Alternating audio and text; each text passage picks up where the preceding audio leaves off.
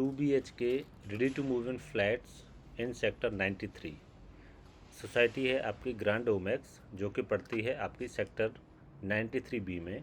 इसमें हमारे पास आया हुआ है एक 2 BHK first floor 1100 square feet का, जो कि सेमी फर्निश्ड है, न्यू पेंटेड है, जैसा कि आप देख रहे हैं।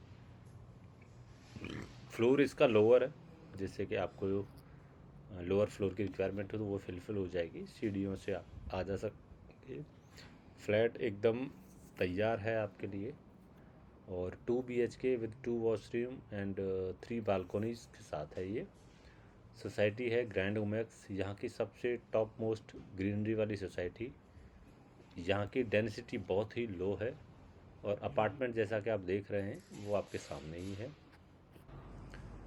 इसके रेंट प्राइस की अगर मैं बात करूं तो रेंट है इसका 32,000 प्लस मेंटेनेंस चार्जेस। तो आप इस फ्लैट को विजिट करना चाहते हैं तो आप दिए गए नंबर्स पे कनेक्ट कर सकते हैं। साथ में और कोई आपकी रिक्वायरमेंट है तो वो भी आप हमारे पास हर चीज़ अवेलेबल है आपके लिए।